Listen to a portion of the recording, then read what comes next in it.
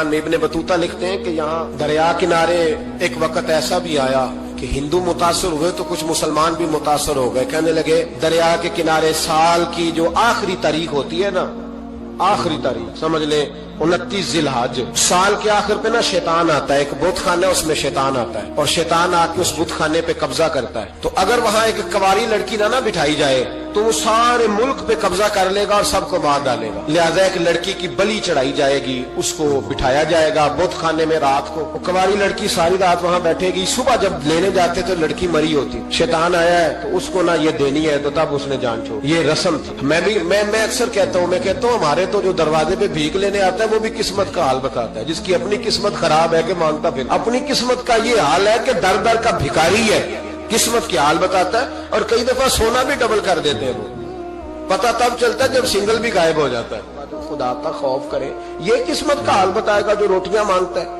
کچھ تو تھوڑا سا معیار زندگی بنائے. ہم مسلمان ہیں، ان کا بھی نظریہ بن گیا. مسلمان بھی اس نظریے کا شکار ہو گئے کہ جناب سال کے آخر میں ایک کنواری لڑکی بٹھائیں گے ورنہ وہ سارے ہندوستان کو مار دے گا. ایک حافظ ابو البرکات رحمت اللہ علیہ نام کے بزرگ ہوتے تھے اور سلسلہ عالیہ چشتیہ کے شیخ بھی تھے. لیکن اللہ کی قدرت یہ تھی کہ ان کے چہرے پر داڑھی اور مونچھیں نہیں آئی. کچھ لوگوں کے نہیں نہ آتے بال، کیا کہتے ہیں ان کو؟ کھود دے، وہ ہمارا ایک لفظ ہے، بولتے ہیں پنجابی میں. ان کے چہرے پہ داڑھی نہیں تھی.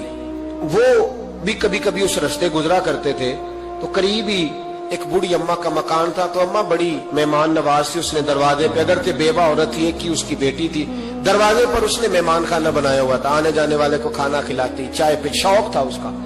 اور حافظ صاحب دن کے وقت وہاں آئے. اماں بڑا رو رہی تھی، کھانا بھی نہ ملا، چائے بھی نہ ملی. تو کہنے لگے میں تو اس رستے اس لیے آیا تھا کہ یہاں ٹھہروں گا. مہمان نوازی یہاں اچھی ہوتی ہے، ہوٹل تو ہوتے نہیں تھے تو مہمانوں کو مہمان خانوں میں ٹھہرنا پڑتا تھا. تو اماں کدھر ہے؟ تو کہا اماں بڑی پریشان ہے. حافظ جی نے کوشش کی، نیک آدمی تھے، کہ اماں سے ملاقات ہو جائے. حافظ جی کا کمال یہ تھا کہ حافظ اتنے پکے تھے کہ ایک جگہ بیٹھ کر قرآن پاک شروع کرتے تھے اور وہی سارا ختم بھی کر دیا کرتے. اتنی پکی منزل کے حافظ تھے. تو حافظ ابو البرکات صاحب وہاں بیٹھے. وہ اماں کوئی بزرگ تھے حافظ صاحب، وہ اماں سے کسی طریقے ملاقات کی تو اماں ملتے ہی رونے لگی چیخے مار کے. اماں کیا ہوا؟ کہنے لگی حافظ جی ایک کی بیٹی ہے، خاوند فوت ہو گیا تو میں نے نکاح نہیں کیا، ایک بیٹی کے نام ساری زندگی کر دی. یہاں نا اب بت خانے میں میری بیٹی کو بٹھایا جائے گا. مسلمانوں کے بھی کچھ مسلمانوں کے بھی ہمارے گاؤں کے نظریات کمزور ہو گئے. یہاں بچی کو بٹھایا جائے گا اور سویرے وہ مر جائے گی میری بیٹی. قرآن اندازی ہوئی ہے تو میری بیٹی کا نام نکل آیا. اب بیٹی کو جانا ہی پڑے گا. یہ ہمارے ان کچھ علاقوں کا طریقہ ہے. حافظ جی کہنے لگے اماں تو اس طرح کر، میں لوگوں کو سمجھاتا ہوں کہ یہ غلط ہے، شریعت اس کو پسند نہیں کرتی. تو میرے ساتھ انہوں نے کہا یہ لوگ نہیں مانیں گے، بہت سارے ہندو بھی ہیں، بہت سارے مسلم بھی ہیں، تو گڈمنڈ ہو گئے نظریات، یہ تھوڑی مانیں گے. حافظ جی کہنے لگے اماں پھر ایک اور حل بھی ہے، میرے چہرے پہ کون سا داڑھی ہے؟ تو بیبیوں والے کپڑے مجھے دے. آج میں بیٹھتا ہوں وہاں دیکھتا ہوں کون سا شیطان آتا ہے. عقیدہ مضبوط ہو نا. اقبال کیا کہتے ہیں؟ کہتے ہیں ارادے جن کے پختہ ہو، نظر جن کی خدا پر ہو، تلاطم خیز موجوں سے وہ گھبرایا نہیں کرتے. کہا مجھے دو کپڑے بیبیوں والے، میں بیٹھتا ہوں. اماں کہنے لگی وہ شیطان واقعی آتا ہے. آج تک جتنی بچیاں گئی ہیں سویرے مردہ ملی ہیں. بڑی سمجھنے والی بات ہے، غور کرنا. جتنی گئی ہیں ساری مردہ آئی ہیں. تو حافظ جی آپ کو جب وہ شیطان رات کو دیکھے گا نا آپ آئے ہیں تو آپ کے تو وہ زیادہ ٹکڑے کرے گا کہ اس نے دھوکہ کیا، مرد ہو کے عورتوں کی جگہ پہ آیا. آپ نہ گئے. حافظ جی کہنے لگے ٹکڑے میرے ہونے ہیں، آپ فکر نہ کریں. دریا کنارے بہت خانہ تھا. حافظ جی عورتوں والا لباس پہن کے وہاں بیٹھ گئے. حافظ صاحب کہتے ہیں 3 دفعہ میں نے رات کو باہر نکل کے دریا پہ وضو بھی کیا. ساری رات میں نے قرآن پاک پڑھا اور جب فجر کا وقت ہوا تو باہر نکل کے میں نے اذان پڑھی. لوگ آئے تو میں نے جماعت کرائی. اور فرماتے ہندو مسلمانوں سب کو بلا کے میں نے کہا کہ اگر آج کے بعد شیطان نہ آئے تو ہندو کلمہ پڑھتے ہو سارے؟ نے کہا جی پڑھتے ہیں. فرمایا لو پھر میں بالکل صحیح سلامت آ گیا، کوئی شیطان نہیں آیا. کہتے ہیں سب ٹھیک ہو گیا. اب لوگ کہنے لگے حافظ جی بات تو آپ کی ٹھیک ہے پر وہ بی بی کیسے مر جاتی تھی؟ جس کو ہم رات کو بٹھاتے تھے سویرے مردہ ملتی تھی تو اس کو کون مارتا تھا اگر شیطان نہیں آتا؟ حافظ جی سمجھانے لگے کہ شیطان وسوسہ دیتا ہے پر زندگی موت اس کے ہاتھ میں. وسوسہ دیتا ہے، جتنی اس کو گنجائش ہے وہ کرتا ہے. کہا پھر وہ بی بی کیسے مرتی تھی؟ تو حافظ جی نے ایک بہت بڑی بات سمجھائی. کہنے لگے اصل بات یہ جس آدمی کو پتا ہو نا میں نے سویرے مر جانا ہے وہ ڈر سے مر جاتا ہے. اس کو پتا ہو نا کہ میں یہاں مرنے آیا ہوں تو وہ ڈر سے ہی. فرمانے لگے اس کا عقیدہ کمزور ہو جاتا تھا، وہ نفسیاتی طور پر سمجھتی تھی کہ میں نے مرنا ہی مرنا ہے. تو خوف ہوتا تھا, کوئی قریب نہیں آتا تھا, دریا اور جنگل دائیں بائیں, تو صبح تک اس عورت کا دل بند ہو جاتا تھا. تو وہ خوف سے ہی اسے کوئی شیطان نہیں مارتا. اللہ کی عبادت کریں, عبادت سے برکت آتی ہے. حضرت ابو ادریس خولانی رحمت اللہ علیہ حضرت معاذ بن جبل کے شاگرد تھے, تابعی تھے, تابعی بزرگ تھے. فرماتے ہیں کہ میں جب سے حضرت معاذ بن جبل کی صحبت میں بیٹھا نا, تو برے کاروباروں سے میری طبیعت و چاٹ ہو گئی. کئی کاروبار میں دیکھتا تو جھوٹ بولنا پڑتا, اس میں بڑا کچھ کرنا پڑتا, تو مجھے ڈر آتا. آپ فرماتے ہیں میں نے نا بڑی کوشش کی, پر میری مرضی کا کام مجھے, صوفی کاہل نہیں ہوتے. فرماتے ہیں میرے اندر طاقت تھی کہ میں حلال کما کے بچوں کو کھلاؤں, پر میری مرضی کا کام نہیں ملتا تھا. حد ہو گئی. اور جب انسان نیکی کی طرف آتا ہے تو کچھ نہ کچھ آزمائشیں ضرور آتی ہیں, یہ پکی بات ہے, پکی بات. جب وہ غلط ملت کر رہا ہوتا ہے تو اس کو لگتا ہے سارا کچھ صحیح ہے, جب سیدھا ہوتا ہے تو بہت ساری پریشانیاں بھی ضرور آتی ہیں. یہ مزاج ہے دین کا. آپ فرماتے ہیں میں پریشان رہنے لگا, حالات خراب ہونے لگے, آزمائش سخت ہونے لگی, کاروبار بند ہو گیا, کام ہی کوئی نہیں ملتا تھا. میری بیوی ناراض رہنے لگی, ہلکا ہلکا تو اس نے مجھے کہنا شروع کیا, پھر جلال میں آ گئی. اور ایک دن مجھے کہنے لگی اگر آج نانا کچھ لے کے آئے تو بچے لے کے میکے چلی جاؤں گی. آپ فرماتے ہیں میں بڑا پریشان ہوا, نکل گیا فجر پڑھ کے کام کی تلاش میں. میں نے ظہر تک تلاش کیا لیکن مجھے کام نہ ملا. آپ فرماتے ہیں نہر فرات کے کنارے تپتی ہوئی ریت پہ میں بیٹھا تھا, تو میرے دل میں خیال آیا بندوں کی مزدوری نہیں ملتی تو آج اللہ کی نہ کر لیں, آج اللہ کی مزدوری نہ کریں. آپ فرماتے ہیں میں نے گرم ریت سے تیمم کیا, وضو کیا وہیں فرات, اور گرم ریت پہ کپڑا بچھایا تو نفل پڑھنے شروع کر دی. زور سے اثر تک نفل پڑھے, زور سے. چلے میں ایک دعا کرتا ہوں, آپ آمین کہنا. اللہ کرے کہ ہم مغرب کے بعد والے نفل ہی پڑھنے شروع کر دیں. نبی کریم سید عالم صلی اللہ تعالی علیہ وآلہ وسلم کے غلاموں کا حال دیکھے, عبادت کا حال دیکھے. فرماتے میں نے کہا آج اللہ کی مزدوری کرے, زور سے اثر تک نفل پڑے گرم ریت پہ. اور جب اثر ہوئی نا تو میں نے اپنے رومال میں نا تھوڑی سی ریت باندھ لی.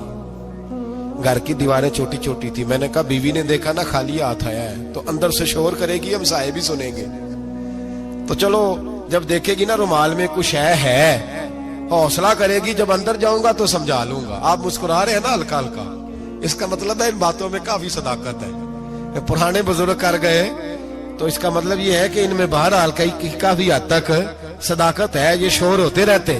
کہتے میں نے وہ کہا کہ چلو دور سے دیکھے گی تو گھر جا کے سمجھا لوں گا.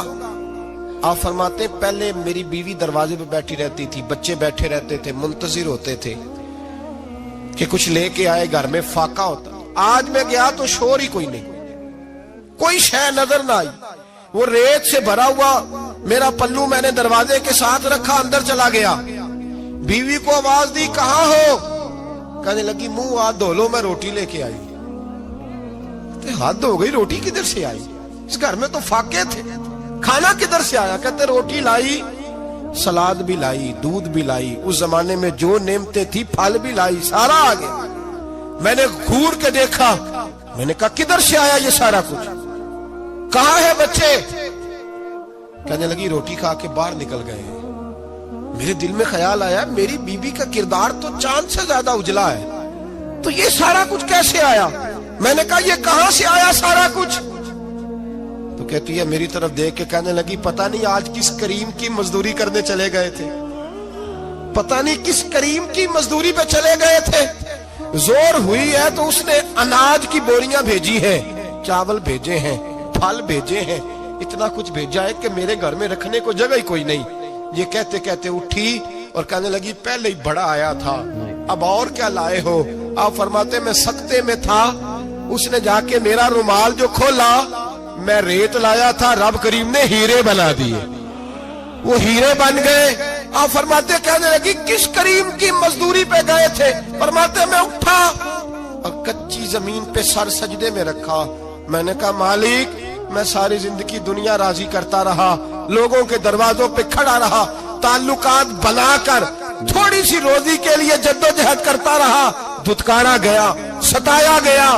مولا میں تو تیرے دروازے پہ آج آیا ہوں, پوری دیہڑی بھی نہیں لگائی, زور سے سر ڈیوٹی کی ہے, اللہ تیری تھوڑی مزدوری کا اتنا اجر ملتا ہے, خدایا تو اتنا نوازتا ہے. فرمایا اللہ میں محنت بھی کروں گا, کام بھی کروں گا, لیکن دنیا کی مزدوری تھوڑی کروں گا, مالک تیری عبادت زیادہ کروں گا. بھائی یاد رکھو, ہم ساری زندگی لوگ قبروں میں چلے گئے, مسجد نہیں آئے, قبروں میں الہاکم التکاثر حتی زرتم المقابر, قبر میں جانے کا ٹائم آیا, لوگوں کی نمازیں پڑھ دی گئیں, پر لوگوں نے نمازیں شروع نہیں کی, نمازیں پڑھ دی. کہیں لے جاؤ, شادی کا موقع ہے تو وہ کراچی جانے کو تیار ہے, لیکن چند فرلانگ پہ مسجد ہے, مسجد جانے کو تیار ہے. اللہ کے ولی کی علامت ہے, وہ عبادت گزار ہوتا ہے. اور جو نہ نماز پڑھے نہ نماز پڑھائے وہ زندیق تو ہو سکتا ہے, پیر ہو سکتا, میں ذمہ داری سے کہہ رہا ہوں, زندیق تو ہو سکتا ہے پر پیر ہو سکتا بالکل. وہ کہتا ہے میں تکبر کرنے والوں کو پسند نہیں کرتا, وہ کہتا ہے فسادی پسند نہیں ہے, وہ فرماتا ہے کہ راہوں میں کجی کرنے والے پسند نہیں ہیں, وہ فرماتا ہے کہ بدعہدیاں کرو گے تو میں صبح قیامت تم سے سوالات کروں گا. اللہ تبارک و تعالیٰ بہت ساری چیزوں کو ناپسند کرتا ہے, ناراض ہو جاتا ہے. بلکہ نبی پاک صلی اللہ تعالی علیہ وسلم نے فرمایا تم بات کرتے کرتے کوئی ایسا جملہ بول دیتے ہو کہ رب اتنا ناراض ہوتا ہے کہ تمہیں پتہ بھی نہیں ہوتا, تمہارے لیے جہنم کا فیصلہ کر دیتا ہے. اس لیے پہلے تولو پھر بولو, خود اپنے لفظوں کی تو تم پہرے داری کرو نا کہ میں کیا کہہ رہا ہوں. کوئی ایسا جملہ, کوئی ایسی بات وارث شاہ مان کری نہ وارثاں دا, کوئی ایسی بات نہ تمہاری زبان سے نکلے. اور حضور یہ بھی فرماتے ہیں کہ اس کا دوسرا پہلو بھی ہے, بعض اوقات تم بات کرتے ایسا جملہ کہتے ہو وہ اتنا راضی ہوتا ہے کہ تمہارے لیے جنت کا فیصلہ فرما دیتا ہے. مسلمان کو اب یہ حکم ہے, اس ساری گفتگو کا نتیجہ یہ ہے کہ وہ اپنے جذبات پر, خیالات پر, نگاہوں پر, زبان پر, کانوں پر تھوڑی توجہ دے, بے لگام نہ بنے, بے ترتیب نہ بنے, جو طبیعت میں آئے کر نہ گزرے, تھوڑا سا نہ سوچے سمجھے اور تھوڑا سنبھل کے چلے. کبھی ان کاموں کی طرف نہ جائے جن سے رب ناراض ہو جاتا ہے, ان کاموں کی طرف بڑھے جن سے اللہ راضی ہوتا ہے. میرے نبی پاک صلی اللہ تعالی علیہ وآلہ وسلم نے ارشاد فرمایا, بعض احادیث میں لفظ یہ ہیں کہ اللہ اپنے بندوں کو دیکھ کے مسکراتا ہے جو اس کی شان کے لائق ہے. جس ترتیب سے ہم مسکراتے ہیں, جس ترتیب سے ہم روتے ہیں, جس ترتیب سے ہم کسی بات کا اظہار تشکر کرتے ہیں, خدا ان باتوں سے پاک ہے. اب بہت ساری حدیثوں میں آیا کہ وہ مسکراتا ہے, تو کیا مطلب ہے مسکرانے کا؟ تو علماء تفسیر نے لکھا ہے مسکرانے کا مطلب یہ ہے کہ وہ بڑا ہی راضی ہوتا ہے اپنے بندے سے, بڑا راضی ہوتا ہے, یہ مطلب. ایک تو مسکرانے کا مطلب یہ کہ وہ بڑا راضی ہو گیا, وہ مسکرا دیا اپنے بندے پہ. اور ایک اس کا معنی خود نبی پاک صلی اللہ تعالی علیہ وسلم نے بیان فرمایا. مسند امام احمد بن حنبل میں حدیث ہے, حضور سید عالم علیہ السلام سے صحابہ نے پوچھا یا رسول اللہ شہید تو بڑے لوگ ہوتے ہیں, شہیدوں میں افضل کون ہے؟ تو اللہ کے حبیب علیہ السلام فرمانے لگے وہ والا بندہ جو ڈٹ گیا تھا کافروں کے مقابلے میں, وہ ہلا نہیں, پوری طرح ڈٹ کے جو لڑا وہ شہداء میں افضل ہے. حضور فرماتے ہیں وہ جنت کے بالا خانوں میں سیر کرے گا اور رب اسے دیکھ کے مسکرائے گا, رب اسے دیکھ کے مسکرائے گا, اللہ تعالیٰ مسکراتا ہے اسے دیکھ کے.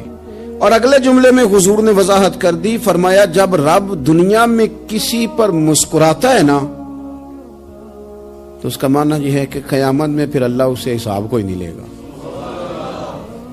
جس پر اللہ دنیا میں مسکرا دیا اس سے کوئی حساب, تو وہ کام ڈھونڈنے چاہیے نا جس سے اللہ مسکرائے. ویسے کبھی ہم ایسا کرتے ہیں کہ نہیں کہ کسی کو راضی کیا جائے؟ یہ کام ہم کرتے ہیں کہ ہماری کمپنی کا جو سربراہ ہے وہ ہم سے راضی رہے, جس ادارے میں ہم پڑھاتے ہیں اس ادارے کا بڑا ہم سے راضی رہے. یہ کرتے ہیں ہم, اس کے لیے کچھ نہ کچھ ہیلے بہانے ہم کرتے ہیں. برادری, قبیلہ, علاقہ, بستی, لوگ کسی طریقے سے ہمارے ساتھ مطمئن رہیں, کرتے ہیں نا یہ سارے کام. اس میں تھوڑی مشکل بھی ہمیں آتی ہے لیکن کرتے ہیں, کیا کریں. گھر میں بھی کئی دفعہ ایسا ماحول بنانا پڑتا ہے. چلیں ایک اور میٹھی مثال دیتے ہیں, زیادہ سمجھ میں آئے گی. چھوٹا بچہ خوش رہے, آپ اس کے لیے محنت نہیں کرتے؟ وہ چھوٹا ہے, اس کو خوش کرنا فرض ہے ابا پہ, لیکن وہ کہتا ہے کہ میں نے موٹر سائیکل لینا ہے. چھوٹا ہے, چلا ہی نہیں پائے گا, تو ابا پھر اسے راضی کرتا ہے, کہتا ہے بیٹے چھوٹا سائیکل لے لے, چل میں تجھے اڑانے والا جہاز لے دیتا ہوں. مقصود کیا ہے کہ اس کو ناراض نہیں کرنا, یہ روئے نہ, اس کا دل نہ ٹوٹے. ہو یارو سنو نا میں کیا کہہ رہا ہوں. اگر چھوٹے بچے کے لیے وہ چیزیں ڈھونڈتے ہو, میرے ابا جی نا اپنے نواسے کے لیے کھلونا لے کے آئے, تو بچہ بڑا ہی کھیلا, تو ابا جی کہنے لگے لو پیسے پورے ہو گئے. میرے بچے کو پسند بڑا ہے نا, پیسے پورے کر چھڑے نے, دیکھو نا جی کتنا اس کو راضی ہوا ہے. تو انسان کیا کرتا ہے کہ کوشش کرتا ہے, چھوٹا بچہ بھی ناراض نہ ہو, تو وہ چیزیں وہ ڈھونڈتا ہے کہ اس کو کیا پسند ہے, چاکلیٹ لے جاؤں, فلاں چیز لے جاؤں, آئس کریم لے جاؤں. تو ایک بچے کے لیے, گھر کے لیے, سربراہ کے لیے اتنی محنت کرتے ہو, تو وہ کام بھی ہمیں ڈھونڈ کے تلاش کرنے چاہیے نا, جس سے رب راضی ہوتا ہے, اللہ راضی ہوتا ہے. بتاؤں وہ کون کون سے کام ہیں؟ نبی کریم صلی اللہ تعالی علیہ وسلم نے ارشاد فرمایا 3 لوگ ہیں جنہیں دیکھ کے رب مسکراتا ہے. یا رسول اللہ صلی اللہ علیہ وسلم وہ کون کون سے؟ تو محبوب فرمانے لگے, ایک وہ بندہ ساری مخلوق سوئی ہے, آدھی رات ہے, رات کا پچھلا پہر ہے, اس نے اٹھ کے وضو کر لیا, مصلی پہ کھڑا ہو گیا خدا کی یاد میں. فرمایا اسے دیکھ کے رب مسکراتا ہے جو اس کی شان کے لائق ہے. مسکراتا ہے اللہ. یہ تو سونے کا ٹائم تھا, یہ تو گہری نیند آنے کا وقت تھا, رات کا پچھلا پہر. رات پوے تے بے درداں نو نیند پیاری آوے, تے درد منداں نو یاد سجن دی ستیاں وی آن جگاوے. اور ساون کی کالی راتوں میں جب بوندا باندی ہوتی ہے, وہ راتوں کو اٹھ اٹھ روتے ہیں جب خلقت ساری سوتی ہے. اللہ مسکراتا ہے. اور سننا میرے بھائی, میرے نبی پاک صلی اللہ تعالی علیہ وسلم فرماتے ہیں جب مسلمان نماز کے لیے صفیں بناتے ہیں نا, ترتیب لگ رہی ہوتی ہے, اب اللہ کی بارگاہ میں کھڑے ہوں گے, قیام کریں گے, رکوع کریں گے, سجود کریں گے. فرمایا جب مومن صفیں بناتے ہیں تو رب دیکھ کے مسکراتا ہے, مسکراتا ہے. کمال ہو گئے عروج بندگی کا, جب بندے کو دیکھ کے رب مسکرائے. خدا بندے سے خود پوچھے بتا تیری رضا کیا ہے, مسکراتا ہے. اور میرے نبی پاک علیہ السلام فرماتے ہیں جب مجاہد جہاد کے لیے صفیں سیدھی کرتے ہیں. آج تو یہ رب کے نام پہ مرنے ہی آ گئے, یہ صفوں میں کھڑے ہوں گے, ترتیب سے لڑیں گے, ترتیب سے گلا کاٹیں گے کافروں کا یا شہادت لیں گے.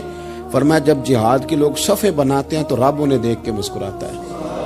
کتنے نصیبوں والا وہ بندہ ہے جسے دیکھ کے مسکرا دیا. او یار کبھی تیرا بیٹا تیرے سامنے مسکرائے نا چھوٹا, تو تیرا دل باغ باغ ہو جاتا ہے. تیری ماں بیمار کسی ایک دن صحیح طرح ہنس پڑے تو طبیعت خوش ہو جاتی. مجھے بتاؤ نا جس کا رب بھی اسے دیکھ کے ہنس پڑے, جو اس کی شان کے لائق ہے, کیا اس بندے کے نصیبے ہیں, کیا اس کے مقدر ہیں. آپ اس مقام پر اپنے آپ کو لائیں. اب دیکھیں نا یہ حدیث آپ نے سن لی, اب ہم نے نا اس طرح صفحے نہیں بنانے جس طرح ساری دنیا, اب ذرا صفحے بھی شوق سے بنائیں گے. آپ ذرا تھوڑا سا شوق پیدا کریں گے, بھئی یہ تو میں وہ کام کرنے لگا ہوں جسے دیکھ کے رب مسکراتا ہے. نبی پاک صلی اللہ علیہ وسلم نے فرمایا جب کوئی بندہ توبہ کرتا ہے نا, ہم توبہ کا رٹا لگاتے ہیں, یا اللہ میری توبہ, یا اللہ. اور توبہ کا تو مطلب یہ ہے کہ پچھلے گناہوں سے پکی توبہ, آج کے بعد یہ غلطی نہ کرنے کا پکا وعدہ. تو نے ساری شب برات رو کے گزاری ہے, بتا سویرے جھوٹ جوڑنے کا ارادہ ہے تیرا, آج کے بعد رشوت تو نہیں نہ لے گا, ملاوٹ تو نہیں نہ کرے گا, یہ توبہ ہے. اور اگر سارے کام اسی طرح کرنے تو پھر یہ توبہ کا رٹا ہے, جتنا مرضی لگاؤ. حضرت علی بن ربیعہ رضی اللہ تعالیٰ عنہ فرماتے ہیں میں مولا علی کے ساتھ تھا, مقام حرہ کی طرف جا رہے تھے, حضرت علی نے ہاتھ اٹھا کے دعا مانگی ہماری تعلیم کے لیے, ورنہ حضرت علی ہم صحابہ کو محفوظ عن الخطا تو مانتے ہیں نا. ہاتھ اٹھا کے کہا اے اللہ ہمارے گناہ بخش دے, تیرے علاوہ کوئی معاف کرنے والا نہیں. اور پھر حضرت علی آسمان کی طرف دیکھا, اور دیکھ کے نا حضرت علی بن ربیعہ کو تو مسکرائے. حضرت علی بن ربیعہ کہنے لگے حضور مسکرائے کیوں ہو؟ فرمانے لگے ایک دن میں حضور کے ساتھ اسی طرح آیا تھا, اسی طرح حضور نے دعا فرمائی تھی ہماری تعلیم کے لیے، اور پھر حضور مجھے دیکھ کے مسکرائے تھے اور فرمایا جب کوئی بندہ رب کی بارگاہ میں اس طرح استغفار کرتا ہے تو رب مسکراتا ہے اور مسکرا کے فرماتا دیکھ لو میرے بندوں کو پتا ہے کہ میرے علاوہ معاف کرنے والا کوئی نہیں، انہیں پتا ہے، تم اس کی بارگاہ میں رجوع تو لاؤ۔